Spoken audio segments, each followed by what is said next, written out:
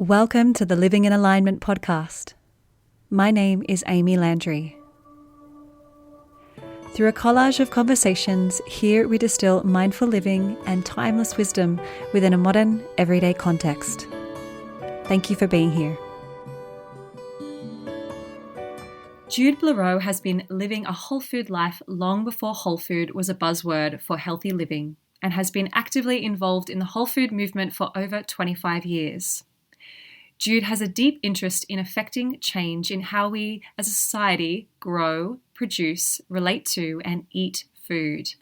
She is a passionate advocate for sustainable and ethical farming practices, artisanal skills and knowledge, and supporting our local farmers. Born in the 1950s to a mother of Italian descent, food has always been a major part of her life. Jude is a whole and natural foods chef, award-winning author of 5 books, speaker, and cooking teacher. All of her books are a discussion on and guide to nourishing wisdoms, and then how we translate that into delicious meals as a part of everyday life with less stress, even on the busiest days. So Jude, welcome. It's a delight to have you here today. Amy, it's so lovely to be here with you, and hello to each and every one of you listening as well. Lovely to be here. Jude, I would really love it if you would share with us a bit of your story, perhaps from your childhood and those influences that essentially have brought you to doing this work and, landing here on this beautiful journey. Oh, gosh. That's actually a really interesting question, Amy, because there's actually a lot of context. There's a lot of issues going on in that question. And I think one of the things that I kind of want to just shout out but right now is when we're recording this is that we are right in the belly of the COVID-19 situation. And just saying that gives me a little shiver up my spine. But the thing about this is that all of my work that I've done, I think must be for about over 30 years now. It's probably that 25 years, probably a little bit outdated now, but everything I have been doing has been saying, guys, we have got to take a hardcore look at how we're living in our society, because basically what we've been doing for the last 30 years is enforcing humans to adapt to societal paradigms, ideologies, whatever, instead of technology and society adapting to who we are as humans. And it's been blindingly obvious for at least the last 20 years, or even when I started out in the last 30 years, that it was not sustainable, it was not working, and that things were going to end badly. And it's got much worse over the last 8 years as the whole food industry has become highly fractionalised. And when this whole thing happened, it was okay, this is how the energy is going to balance itself out. Anyway, so to get back to that, part of why we've ended up where we are, and I'm not talking about, this is a novel virus. There's no dispute about that. It's a novel virus, and humans have had no exposure or understanding of it, the human DNA or anything. But one of the reasons why people have been so all over the place the last few years, and I teach and speak to hundreds of thousands of people all the time, and they're all so confused about what wholesome and healthy eating is. They're over it, they're freaked out, they're guilty about everything, they're afraid of everything they eat.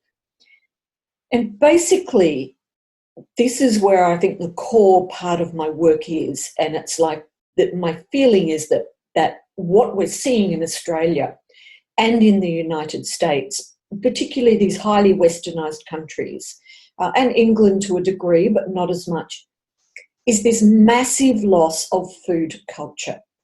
So when you say to me, how did I start, and tell you about my childhood, and basically I grew up in an era when food culture was intact. And I'm incredibly lucky to have had that opportunity. So what food culture is? Food culture is it's our entire understandings of how you grow, produce, crop, harvest, store, prepare, produce, and eat food. Yeah, it's everything to do with food on a really simplistic level. It might be something like, don't eat that red berry, that'll kill you. Yeah.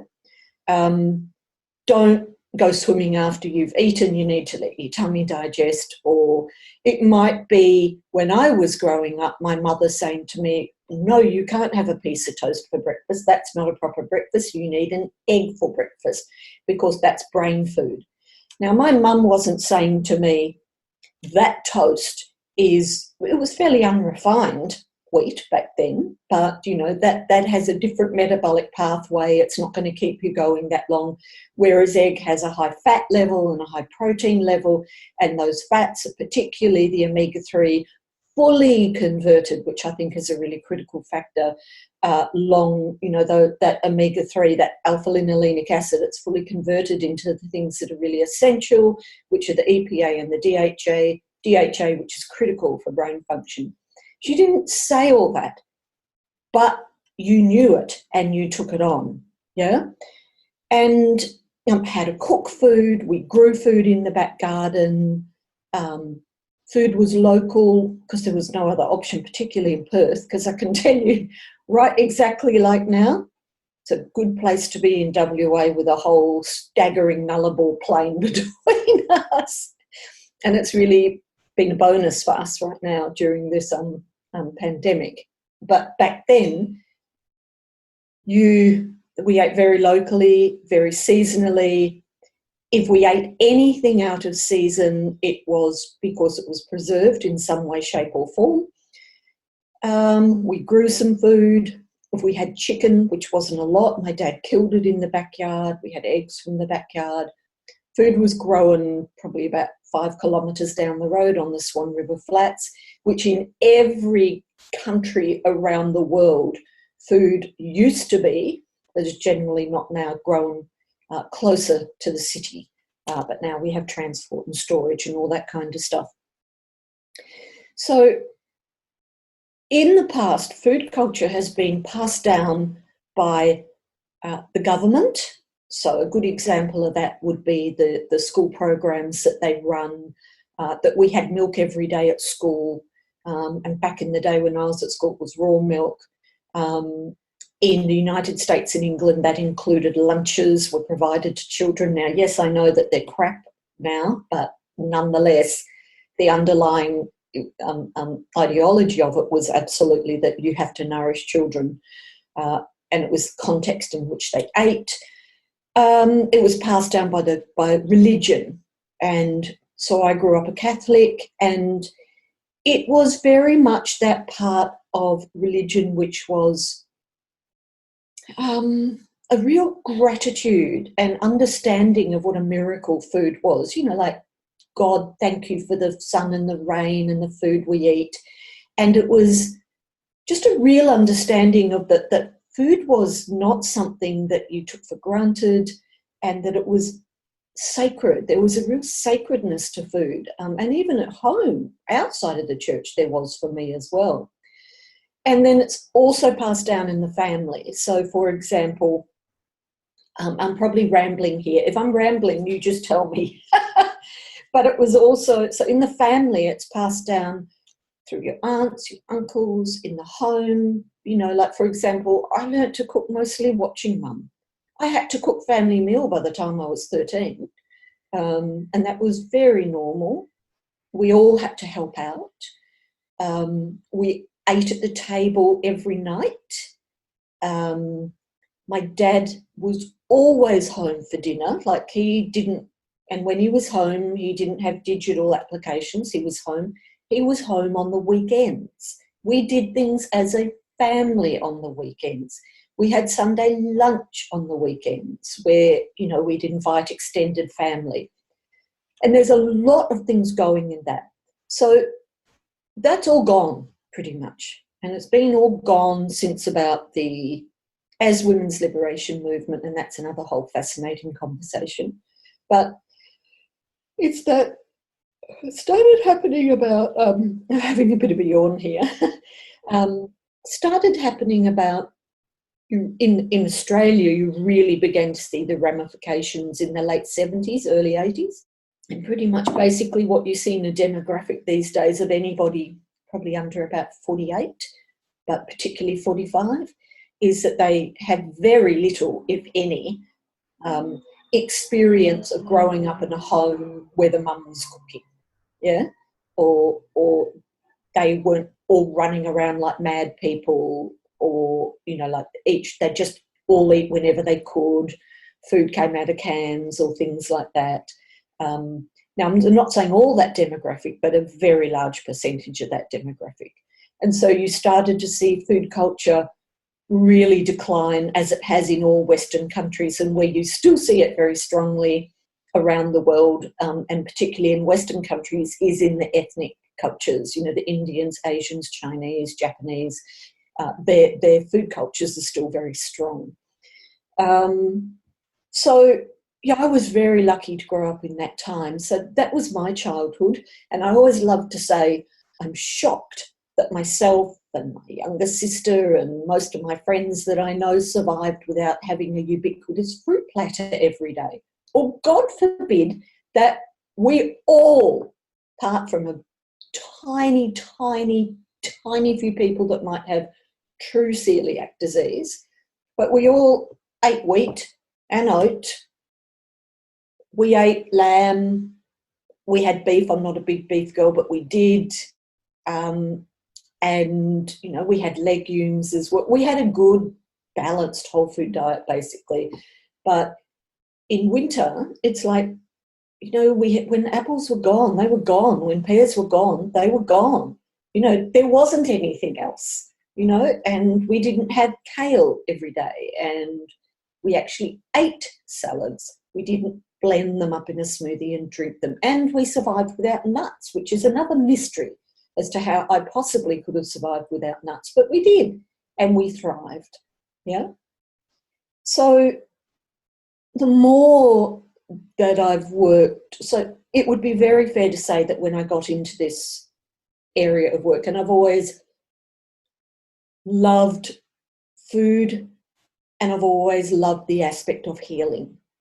And I actually started out as a kindergarten teacher, and then I studied in Melbourne in Kew, and I then ended up in the fashion industry. I was a fashion designer and had my own label for a few years, and I was studying nutrition part-time because I loved food and I loved healing and health.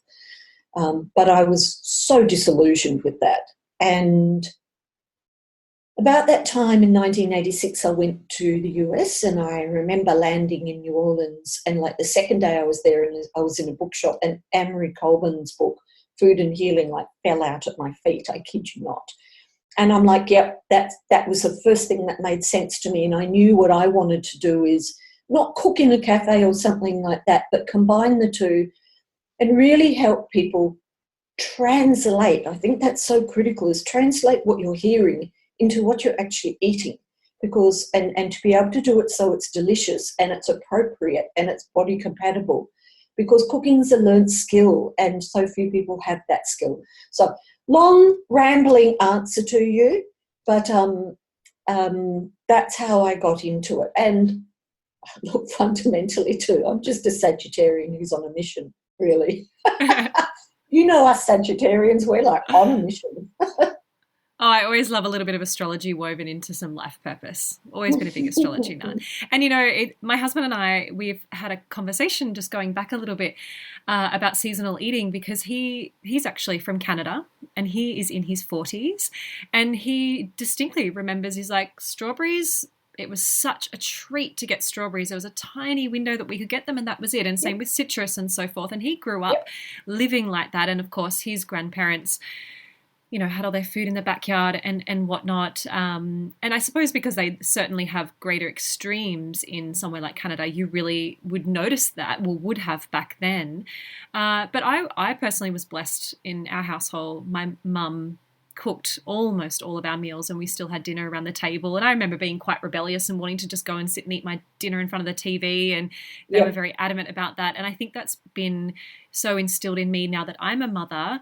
I almost feel borderline guilty when I'm not cooking and I go and get something from somewhere else, because I really want to I guess teach that. So our little boy, part of his play is being in the kitchen with me, and I let him get hands on and I let him make the mess and be a part of it. And it's such a enriching and rewarding experience, and that takes away also the battle of trying to have a child occupied while you're trying to get things done, but instead bring them together in harmony. And I'm just so true. A huge advocate for Ayurveda, and we really try to instill a lot of Ayurvedic principles into also how we eat. I love Ayurveda.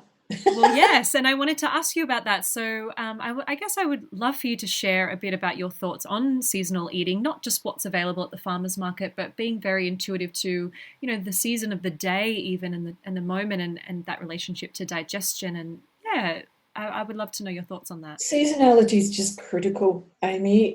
And I don't think people really understand what seasonality is. It's really interesting because in my online class, Get Organised, which is about probably more about how to bring whole food principles into a busy week. So meal planning is one of those keystones. But I go into a lot of depth in seasonality.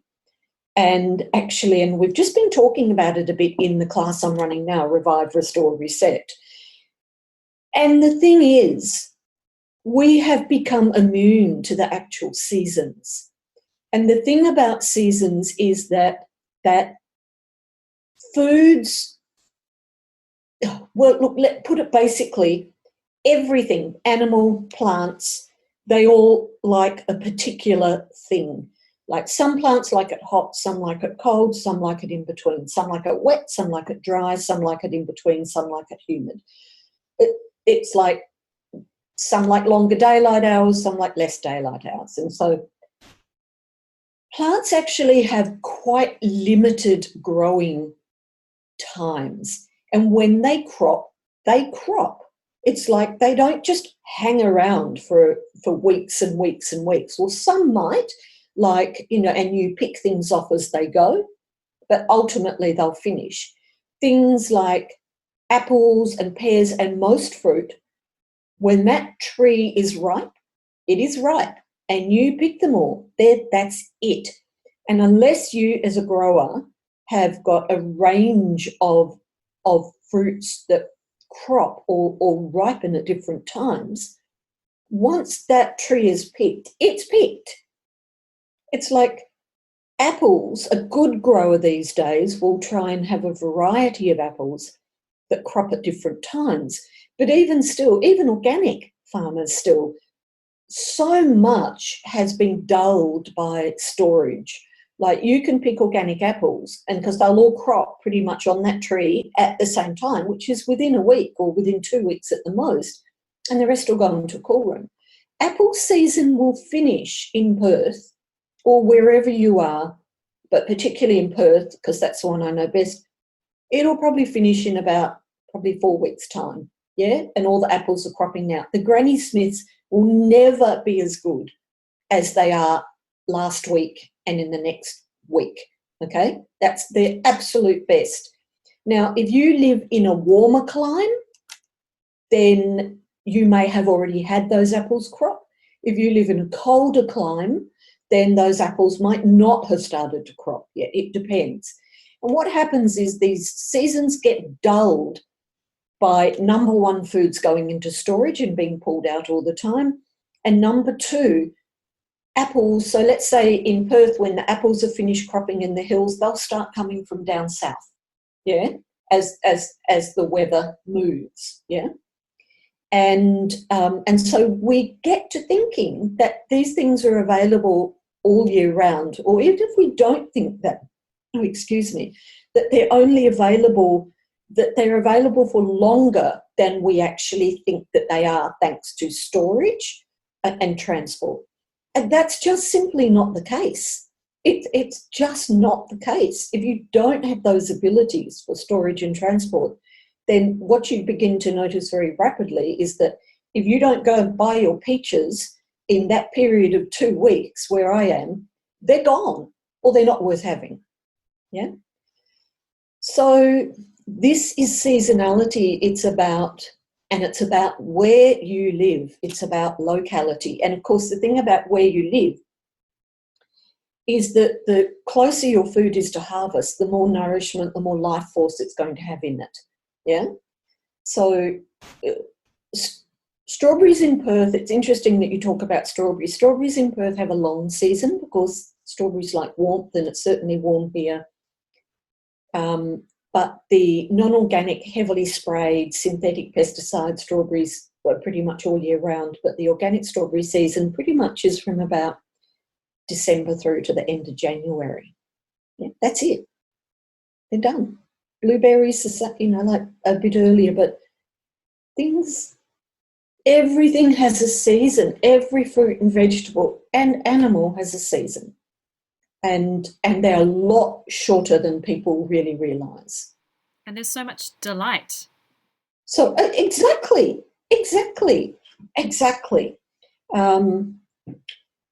And not every place can grow everything. It's like, cherries are a treat for me, a real treat, because it's just, we don't grow a lot of cherries here. In fact, they only grow down south where there is some degree of coolness, and even then they're nothing like the cherries that I've had in Tasmania. They just taste entirely different.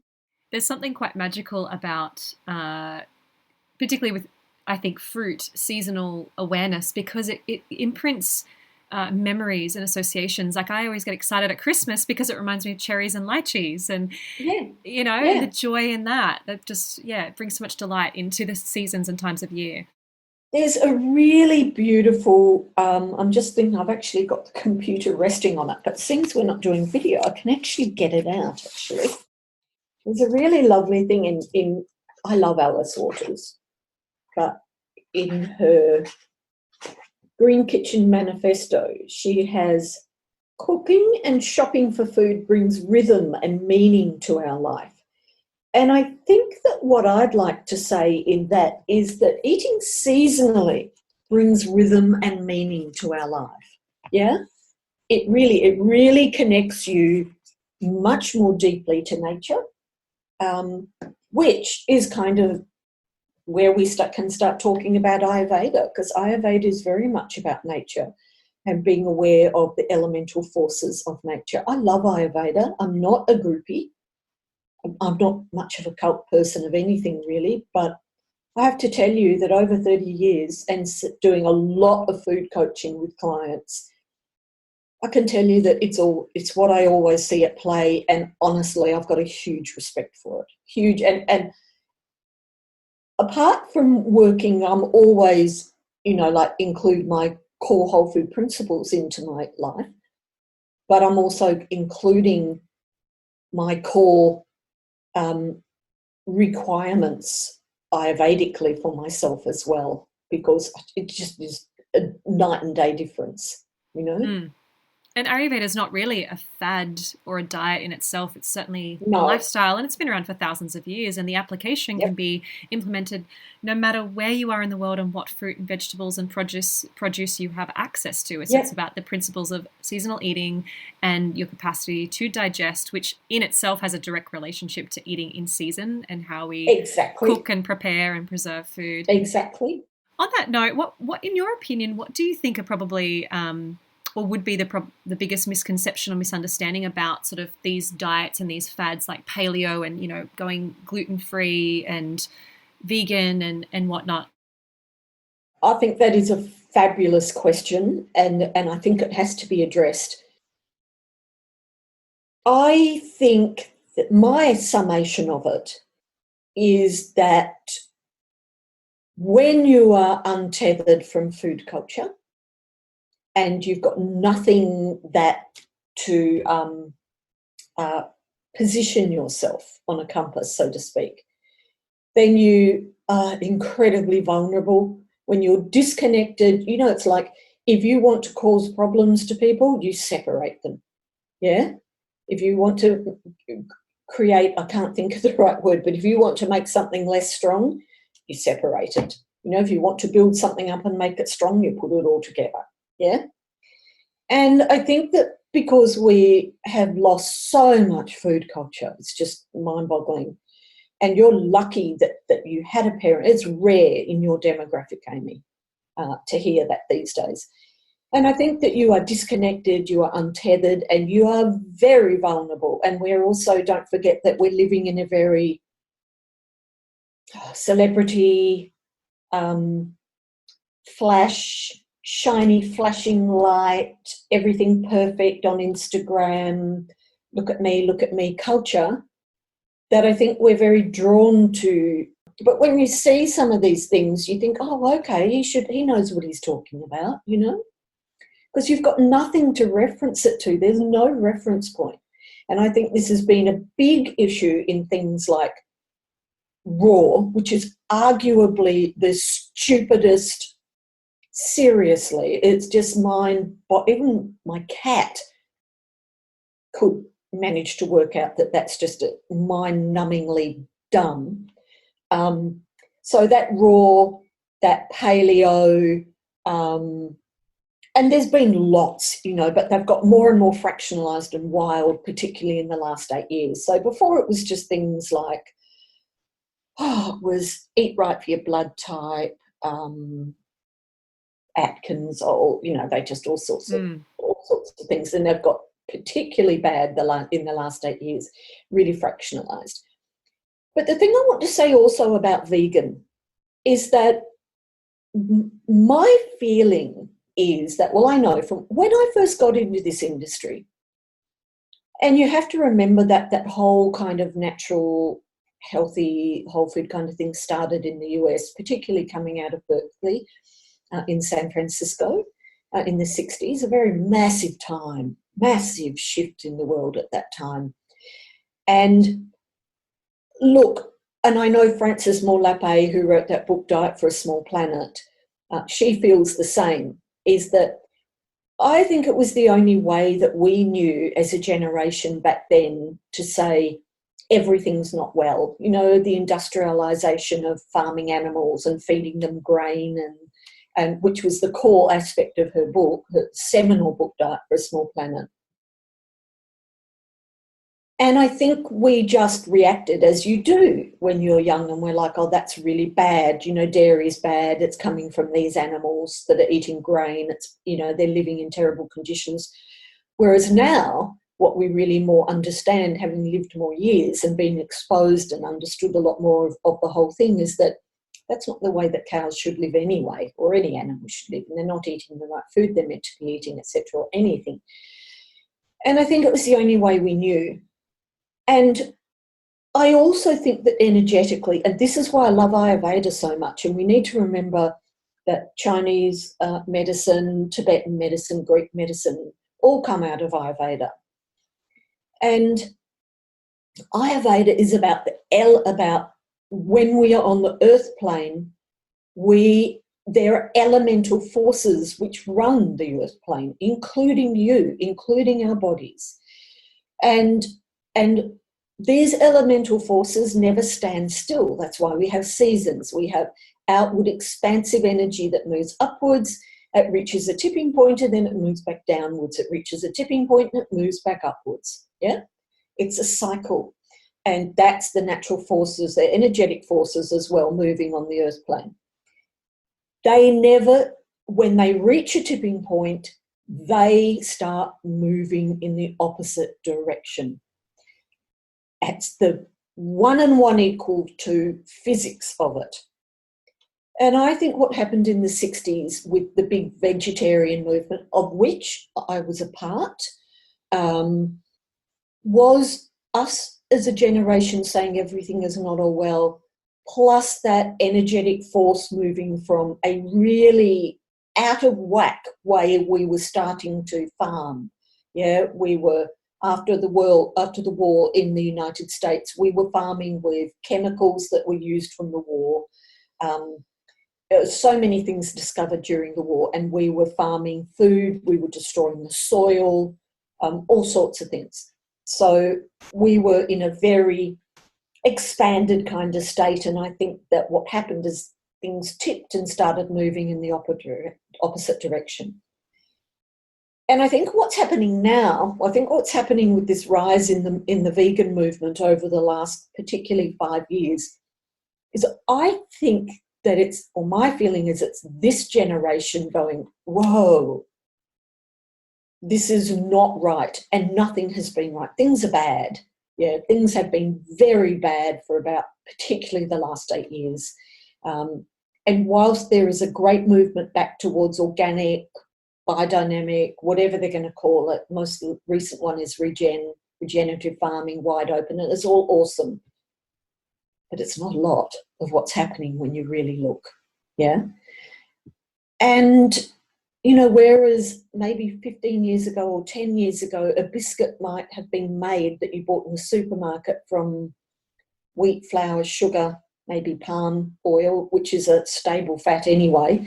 We have to forget the ethicality just for a minute, which we never forget ethicality, but nonetheless, now it's mostly numbers and chemicals in a laboratory, and that's happened very massively in the past 10 years. Not many people are cooking. Our food has come from worse soils. So I think all these things and you usually see this kind of rise in a younger generation. And I love the younger generation, but I also know that one of the things I love about being 66 and being involved in this industry for so long is that you get to see a broader lay of the land and have deeper understandings. And, that's not the answer. Yeah. And we could have a whole discussion about that, but probably that's not where we're going. On vegetarian, vegan versus omnivore diet. And I'm definitely for people to respect. But if anyone thinks for 2 seconds flat that eating a vegetarian diet or a vegan diet is more ethical, you are sadly mistaken. It's not more sustainable, it's not more ethical. But anyway, apart from that, so I think we've got 2 really big things going on here. I think we're at a point where we're seeing the younger generation going, oh, things are not right. And I think what we're seeing with this whole COVID situation, apart from the very obvious fact that it's a novel bug, it's a novel virus, is it's staggering. We were very expanded as a society, yeah, very expanded. And I've just been marvelling at it for the last 3 years. And my colleague, Holly Davis in Sydney, is just mind-boggling. I'm like, Holly, this is not sustainable. It's just we're so expanded. And what's happened? We have just had a massive Mack truck come. And I think we reached a tipping point energetically, is my feeling. I certainly agree. And,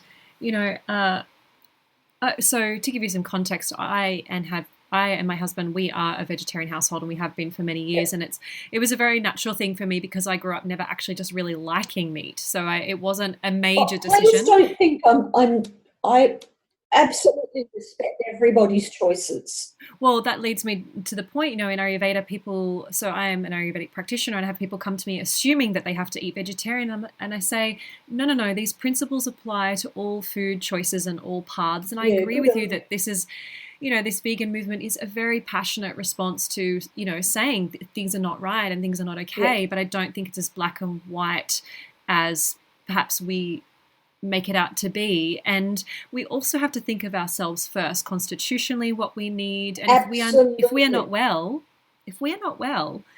we can't save this planet anyway. So we need to take care of ourselves first and foremost. And I think that's seasons of eating as well. It's like, and the different Ayurvedic kind of constitutions, it's like, I don't eat a lot of meat. But when I eat it, I make sure it's the most ethical and sustainable I can find. but I really do well with legumes and pulses. I've got a great digestion, a very vata. But I love that, and I don't have a problem with those. But I really, and I think there are different seasons of your life as well, where sometimes we require more, maybe, or some people will require more meat than others. Yeah. I think particularly women, and I do have a lot of clients come to me who have become vegan and they're afraid to go back to inviting, Yep. meat broth or bone broth in because of the identification association to this label. And I think it's really important to get rid of the labels and just focus on what we eat, what we can digest, and the quality of our food, which comes back to critical time and time again seasonal eating and supporting farmers. Local farmers. Supporting farmers. And I tell you what, it's what everybody's finding out right now is we need to support our farmers. Well, and when international borders are closed, we really realise how important it is to support our farmers, within our country and locally to be able to access food, which is the most important thing, and growing our own in the backyard. But I'd love to ask you, Jude, on the note of farmers, how do you feel we can most easily honour our local farmers and their produce and the local environment through our food choices? How can we do this? Look, I think number one, that we have to accept that everything to do with food takes a little bit of time and that we have to give priority to that time. Now, I think that's the most critical thing. Sourcing this kind of food takes time, yeah? Going and organising to get it every week takes time. Putting it all away takes time. Working out what you're going to eat with what you've got takes time. I often see that little bit where you hear that, like, the amount of money that we spend on food is like about a fraction of what it used to be back in the days. But I also think the amount of time we give time to everything else except the very thing that is the foundation of everything. It's number one on Maslow's hierarchy of need, food. And as you know, I'm a big believer that the body has physical requirements, our nutrients, food, and we also have requirements for the soul as well, and they're both equally critically important. We don't survive and we don't thrive without both being well nourished. So, for example, for me, this is my kind of shopping kind of procedure is when I lived close to the city, I had a great farmers market that I could go to on a Saturday morning, and I could get a fairly broad range from organic, local. Well, local in Perth is a bit of a is tricky anyway because nothing grows in Perth. It's like it's either going to be in the hills or it's going to be further up a bit north, and so it's pretty much nothing much before 2 hours, yeah. And then really getting down to 3, 4 and 5 hours drive from where you live because that's where the soil is, yeah. But nonetheless, when I moved an hour away from where I lived further north to the Swan Valley, which is got good soil on the flats of the Swan River, it took me about a year to resource where I was getting food. But it still requires me now every morning on a Saturday morning, I go down to the little tin shed that opens down the road, which is thankfully 5 minutes drive. And they get food from the Demeter Biodynamic people 40 minutes further up the road.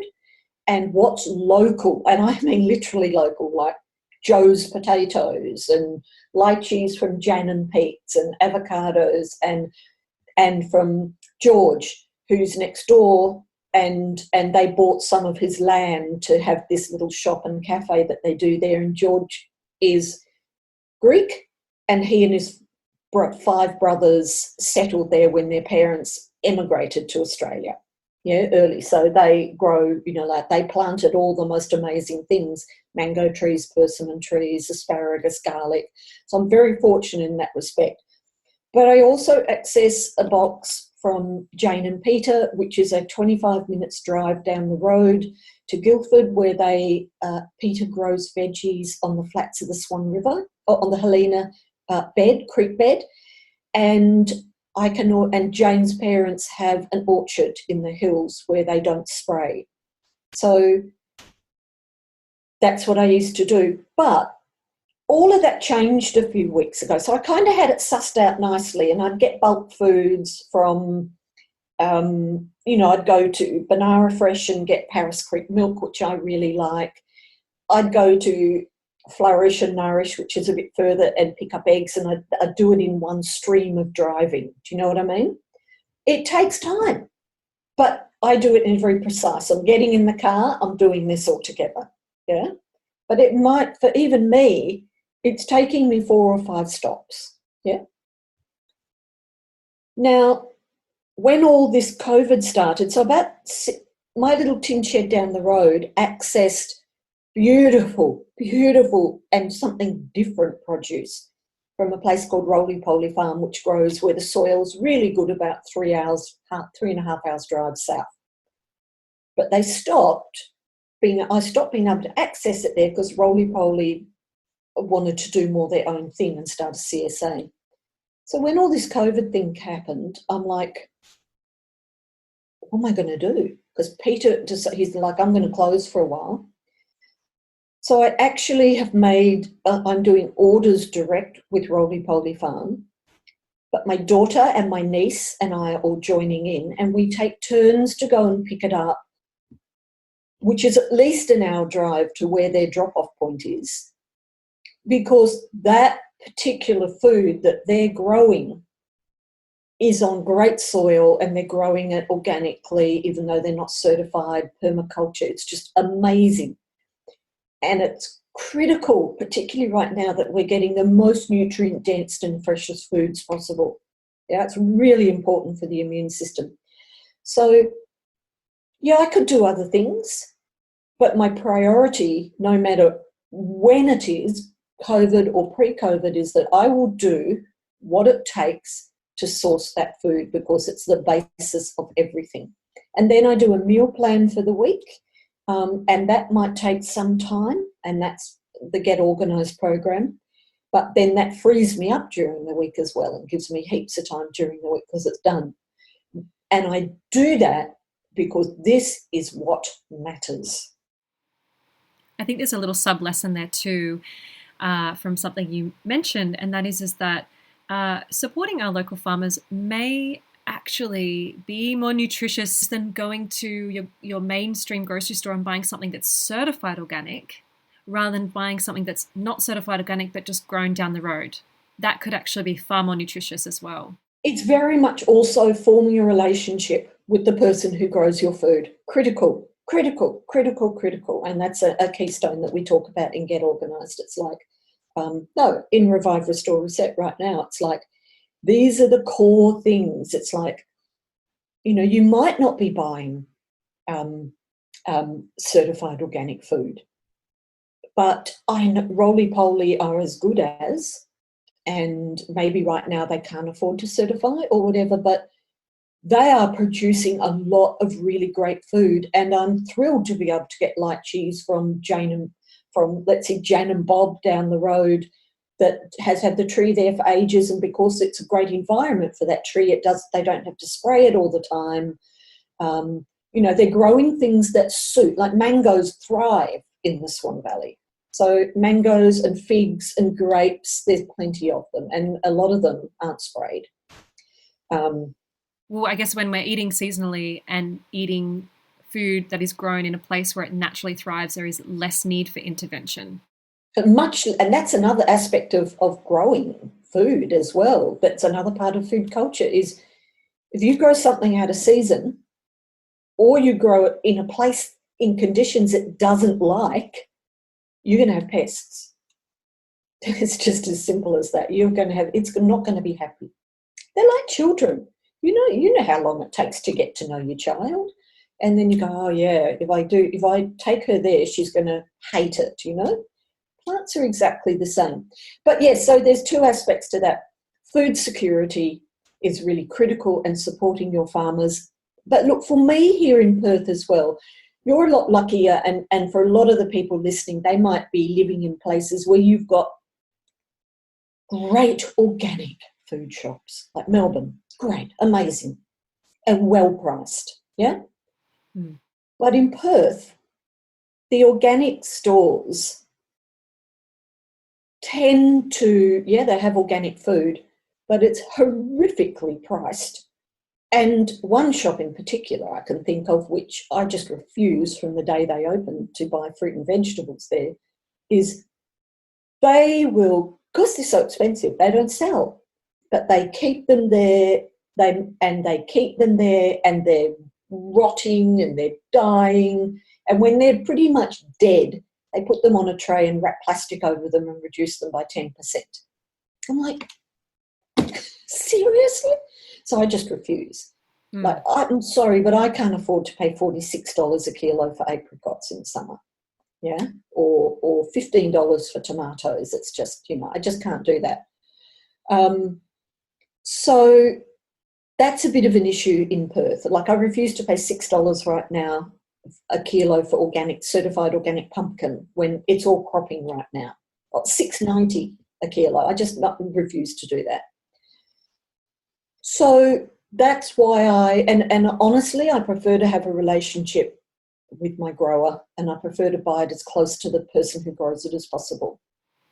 And that really cultivates a great sense of trust, I have no doubt. It does, absolutely. Yeah. Jude, can I ask you on a bit more of a personal level, how do you feel that you honour tradition and even your lineage, your family lineage in daily life? How does that look to you? Well, it's actually a little bit different right now with the whole separation thing. Normally as a family, so my close family would be myself, my daughter, so Nessie. Nessie lives about 25 minutes away from me, and my niece, Kim, and my niece, Lisa, and their dad, who's my brother-in-law, but I've known since I was about 9.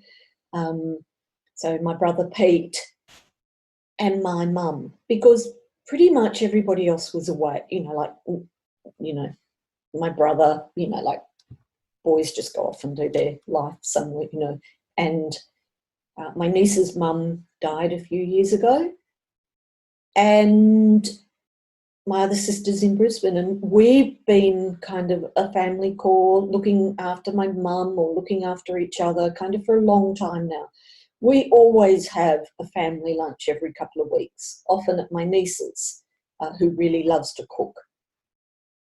And that's one of the things I'm really missing at the moment, really missing that. And we have morning tea, and then, we might bring my niece, Kim brings her sewing, and Lisa's cooking because she loves to cook, and Nessa's solving everyone's technical problems on their iPads and phones. And Mum is just happily sitting and doing a little bit of sewing as well. And I'm really missing that right now. So what we're doing is we're actually all working together to source food. And I've got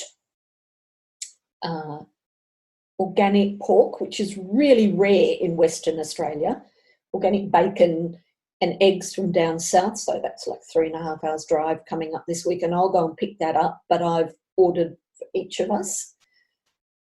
And Easter, my daughter and I had lunch, so we can only have 2 people inside. So we had lunch, and we set the table and had a really lovely lunch.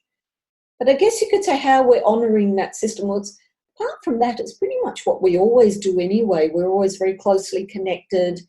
We're using the big veggie bed at my niece's place because my beds are going to go under mustard crop this year because they just have to. I've got nematodes in one of them and they need to rest, so I'm going to mustard them. I'm going to look after the big veggie bed at Lisa's place. And Nessie yesterday, who had a day off, she's actually still working, which is amazing, though has quite a few days off. she was over there putting the frame up for the peas. So we're kind of all working together on food, you know? So it's like you're really coming together to create a ritual around maintaining this tradition of just eating well. It's look, we all love food, let's face it. And this is a very big aspect of, my mum was very dominant in the family, and she's quite Italian. And this eating together and just the food, and food is so important, and being together, and yeah, in a sense it's not changed. We're just expressing it in a different way, and we're all kind of, my daughter's got a big veggie garden as well, and so she's growing brassicas and silver beet and things, and then I'm growing at my niece's place podding peas, leeks, because you can't buy podding peas in Perth. Farmers don't grow them anymore, and I miss them. So I've got potatoes, carrots, leek, parsnip, podding peas. So I'll grow those at Lisa's place. So we're all kind of supporting each other, I guess, in that way. Mm. And I think that once this weekend's over, where I've got a webinar this weekend, I think next weekend I'll see if that we can't organise to have, Ness and I can't organise to have lunch again, and keep that happening. Even though I can't do that with my nieces, I definitely can keep it happening with my daughter. And I think it's really important. It's a bit trickier with my mum because she's in a nursing home and she can only have one visitor today. But what I'm doing tomorrow afternoon is I'm going to heat up the hot cross buns that I made. I kept 2, and I'll wrap them in foil and put butter in them and take them down, and we'll eat those for afternoon tea. So there's still plenty of cooking going on, don't you worry.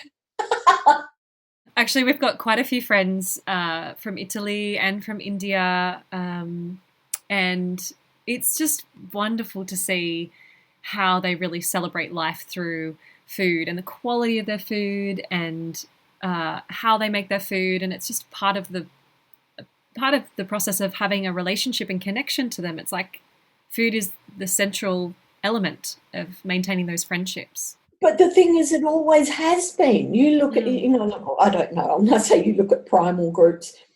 People have, it's that title of Jessica Prentice book, isn't it? Full Moon Feast, and the subtitle is Food and the Hunger for Connection. It's why Mass, and I'm not a practicing Catholic, but it's why Mass is always, it's wine and bread. Yeah? People have always come together over food. Food it's a joyful and delicious and essential part of life. Like, as I said, without it, you die. So, it is satisfying. It fills your hunger. It sustains you. It can be delicious. It nourishes you, and it can comfort you and give you joy. And there's nothing wrong with that, though God knows these days that the world tries its best to make you feel guilty about whether you enjoy food, Yes, marketing, very dangerous element of technology today. And on the subject of food, we've talked a lot about food today, but I would love to know, what is your favourite meal and favourite food, maybe both? Okay, favourite meal, hands down, I don't have to think about that. Roast lamb.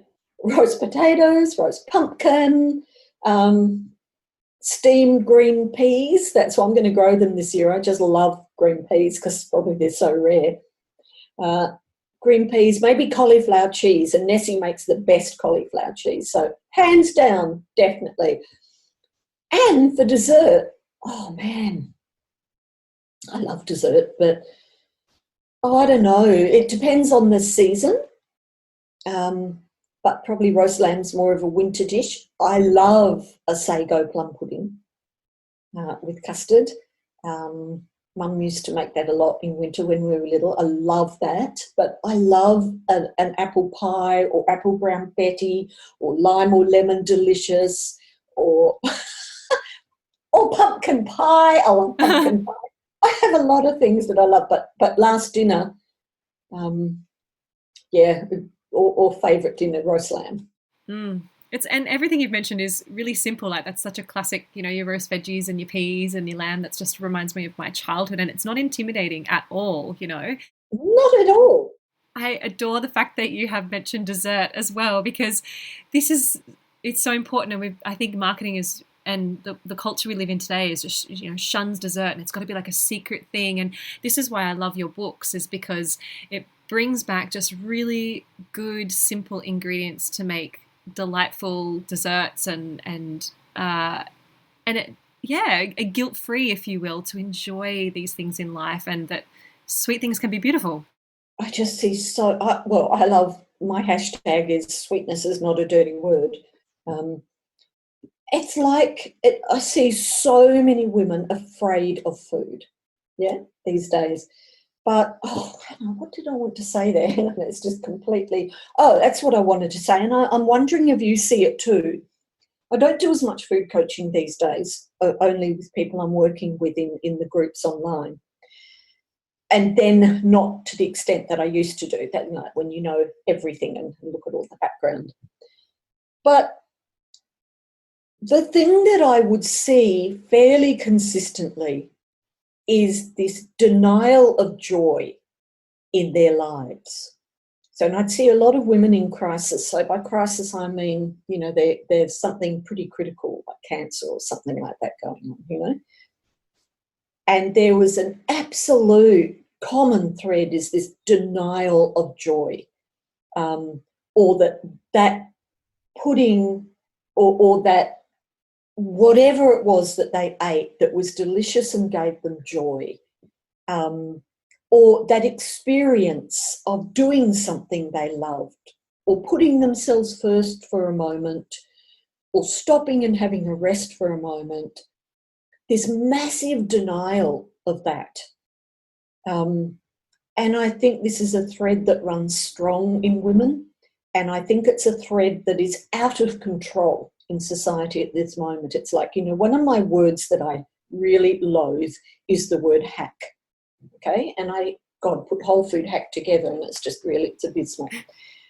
Because what that represents is this, don't stop and have a look at why you're so busy. Don't start looking at what's really important in your life and put time to that. No, keep doing everything you're doing. Oh, please do more too, and make sure you're rushing your children around to 20 million after school activities as well.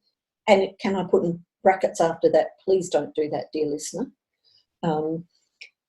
And please do more. Oh, and at the same time, it would be perfect for you as a woman who's now at home, because you've had children after your amazing job.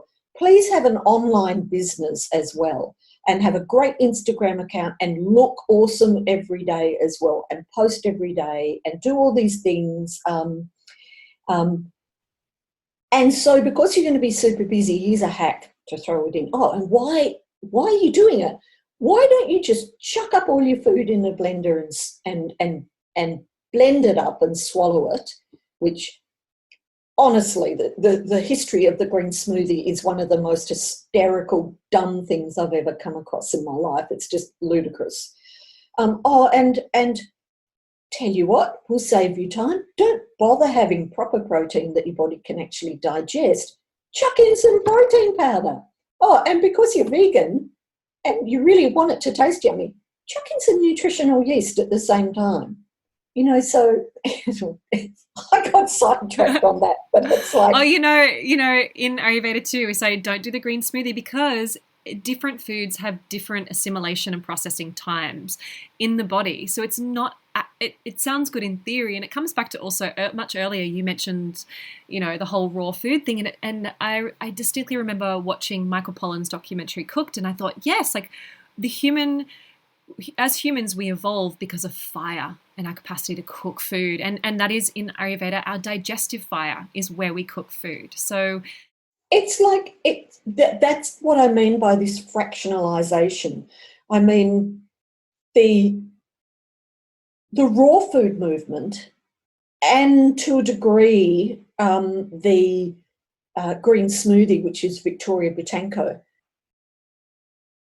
that came out of a space that considers that, given that we're, I think it's something like 94.6% like a chimpanzee, we should be eating like a chimpanzee, which is like, or the apes, which is like, it's totally ignored, blindingly obvious that we're actually quite patently not. You know, like we don't have the same colon system and all. Anyway, that's another long, massive conversation. But it's just ludicrous and based on absolute just nonsense, really. Yeah. So I don't know how we started with that, but yeah. That's okay. I would love to know, this is a little random, left of field, but what's your favourite sound? I was thinking about that, you know. I think it's the early morning and the magpie song in the morning. Yes. Or often, every now and then, my daughter, who's 38, might say to me, "Mummy," in a way. But she never calls me mummy now, but she might just say, "Oh, mummy," or something like that. And there's a tone in her voice that's just so lovely. But I think, yeah, there's magpie sound in the morning or magpie song. It's so beautiful. Oh, it is. And if anyone is listening to this podcast episode and you don't live in Australia, you need to come because we have the most magical bird song and yeah. The early mornings are so beautiful. Yes, absolutely. And I would love to also know, what is your daily non-negotiable? Cup of tea in the morning when I get up. Second, as I say, I'm not much good till I've had 2 cups of tea. I love my cup of tea. I need and a bath. I'm very much a bath girl. It's like it's really calming to me and soothing. And I'm very much a routine girl, very Vata. You know, I like a quiet space in the morning when I get up with a cup of tea. I generally meditate after that. But yeah, bath, those 2 are pretty much non-negotiable. As is morning tea. Oh, I'm a tea girl, absolutely. Tea girl, big time. No, I mean morning tea, eating. I like something sweet for morning tea. You know, like not like pumpkin loaf or scone or something like that. Yes, that reminds me of my my nana, so my mum's mum, and every time we were at her house, she'd cook so much, and we'd always sit down and have, you know, she would have the cup of tea, of course, literally, but we'd have, you know, morning tea together, and it was such I love morning tea. Gorgeous Big time. Morning tea fan. And what would you say is your favourite place? It could literally be a city, a town, or just an environment, or however you want to interpret that question. Oh, I love the bush. I love the West Australian bush. I'm not a beach girl. Oh, no, you know where one of my favourite places are? It's Rottnest. I love Rottnest. It's an island off Perth. It's about an hour in the ferry. Probably less than that on the fast ferry. It's a holiday island. I love it. I love it. That's probably the most restorative place for me to go. Is 10 days at Rottnest. I love it. And the ocean, the beaches there are beautiful. Rottnest in winter is probably my most restorative place. But the other place I really love is New Orleans as well. That's kind of like my soul home.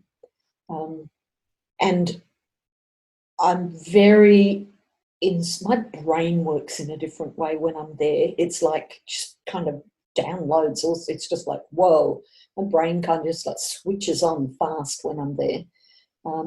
So yeah. They have some exceptional food in New Orleans. That's my husband and I were there. I think it was in 2006, and my basically my memory of New Orleans is eating and food. Food is, but food culture's very much intact there. Very much intact. It's not. It's very strong. Might be one of the reasons why I love it so much. But very, very strong food culture still to this day. Yeah. And now you obviously do a lot of work. You have your books. and you have a lot of online offerings and courses and ways people can learn with you. So would you mind just sharing with the listener what you have coming up and what you have available so they can, find out how to work with you? What I'm doing is I don't want to travel as much. Well, I can't travel at the moment, and probably we won't be traveling for quite some time. But I'm really loving the online platform, and I've been working towards getting classes up. So currently on the online platform, I have Revive, Restore, Reset, and then Get Organised, which are both what I would consider foundation classes. You know, they Revive, Restore, Reset runs first, Get Organised runs second. Then the preserving, there's a preserving the season, because we've spoken about how critical preserving is, and that's up. Flavour is also up, and flavour, interestingly enough, I need to kind of retitle that, and that's not available just yet because I need to just tweak a few things in it. But that's actually very much looking at the elemental characteristics of taste Ayurvedically, and looking at macrobiotics and Chinese 5-element theory in regards to how you develop flavour and balance flavour. Yeah. It's so, I love Ayurveda. It's like, what was I saying to someone the other day? Oh, she was asking me what grain she wanted to use, a different grain. And I was saying, look, I know that you're quite Vata. So if you're going to have quinoa, which is a very elementally drying grain, it's air, ether. And that's, so I'm like, you're probably going to want to put a fair bit of ghee or something like that in it. So yes, that's fascinating, but I'll get that one back up shortly. And then this year I'm only going to be able to manage one new class, because as you can imagine, there are lots of classes I want to get up. But I'm aiming to start working in about 4 weeks' time on a homemade pantry and have that up. So they take a considerable amount of time to create and to get up. But I'll have that one up this year. And then, next year I'll do children and baking. And then my books are available. And I go into a lot of detail in my books. You do, yes. That's about pretty much where you'll find me these days. So could you share with the listener your website, and then also if you're on the social media platforms that you're on?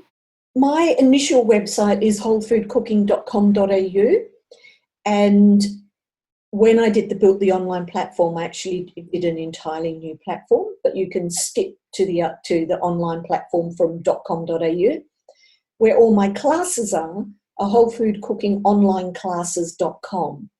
But even if you go to wholefoodcooking.com.au, there's a big thing there that says take me to, my online classes, and it'll just jump on over to there. Mm-hmm. You do pop up on occasion on Instagram, though, I see. I do. So I do have I like Instagram because it's easy. I use Facebook. I use it mostly in groups for the live rounds of the classes that I do. Yeah. Sure. But I love that Instagram now just pops it up onto Facebook anyway. So yes, I try, and I'm on Instagram at least once a week. I'm doing more Insta stories at the moment, and just taking a little video of what I'm doing. It's just time. It's just time. I'd love to be doing Insta stories every day for everybody and showing them how I'm cooking things. I just don't have the time. But that's a great thing in the sense that you haven't been sucked into the vortex of spending all this time online that you could be spending in the kitchen. And that's the paradigm shift, isn't it? It's really important for me to step away from work. Very Vata, and that's such an, otherwise I can just kind of get in a bit of it's not a happy place for me to end up in. So I really try and get out into the garden, have time for other things. And sometimes I don't, but mostly I do. So yeah, I am definitely at least there once a week on Instagram, so you can see what's happening and what I'm doing. Fabulous. Well, Jude, it's been such a joy to have you and to have this time with you. I feel incredibly grateful for your wisdom, and yes, it's been magical. It's just you live a long time in one particular thing, and I love that. I love that, and I just love being able to share it as well. Because, as you know, Amy, and as you help your clients, it's like these things make a difference. They make a big difference when you can get just these basics in a row. Big transformations happen. And sometimes it's the simplest things. Simplest things, exactly. Thank you so much for having me. It's been so lovely to talk to you there in Newcastle. To everybody that's listening, it's really lovely to meet you as well. Thank you for inviting me into your home today. It's been really lovely. I hope you've been enjoying this with a cup of tea as I've had my cup of tea. Yes. Or you might have a herbal tea or a coffee. Tea time's such an important ritual of self-care. Absolutely. It stops you, I think. It stops you and just moves your focus, which is really important. Yes, definitely. Well, thank you so much again, Jude. Pleasure, Amy. Thank you. If this episode was of value to you and your life, please subscribe. And if you can think of someone who would benefit from this dialogue, please do them a favour and send it their way. If you feel called, hop on over to iTunes and leave a 5-star review. This is the best way to get these conversations into the ears and hearts of our wider community, to those who need it most. You can find me at amyelandry.com or over on Instagram at amyelandry. May we all move a little closer to a life living in alignment.